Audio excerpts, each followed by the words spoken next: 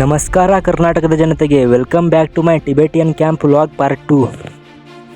ಇದು ಟಿಬೇಟಿಯನ್ನರ ದೇವಾಲಯ ಗಾದೆನ್ ಝಾಂಗ್ಸೆ ಸನ್ಯಾಸಿಗಳ ವಿಶ್ವವಿದ್ಯಾಲಯ. ನಾನು ನಿಮಗೆ ಈ ಮಾನಿಸ್ಟ್ರಿ ಒಳಗೆ ಏನು ಇದೆ ಅಂತ ಎಕ್ಸ್ಪೋಸ್ ಮಾಡಿ ತೋರಿಸುತ್ತೇನೆ.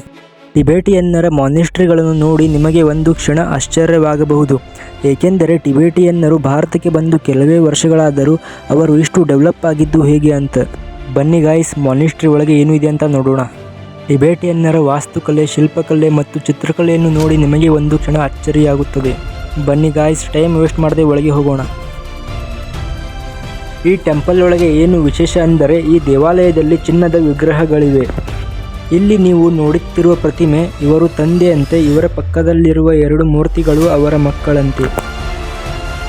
ಇಲ್ಲಿ ಕಾಣುತ್ತಿರುವ ಪ್ರತಿಮೆ ಭವಿಷ್ಯದ ಬುದ್ಧನಂತೆ. ಇದು ಟಿಬೇಟಿಯನ್ನರ ಪ್ರಾರ್ಥನೆ ಮಾಡುವ ಸ್ಥಳ.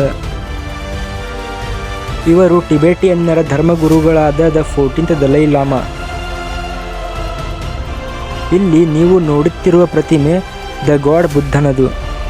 ಓಕೆ ಬಾಯ್ ಗಾಯ್ಸ್, ವಿಡಿಯೋ ಇಷ್ಟ ಆದರೆ ಲೈಕ್ ಮಾಡಿ, ಶೇರ್ ಮಾಡಿ, ಕಾಮೆಂಟ್ ಮಾಡಿ, ಹಾಗೆ ಈ ಥರ ಹೆಚ್ಚಿನ ಕಂಟೆಂಟ್ಗಾಗಿ ಫಾಲೋ ಮಾಡಿ.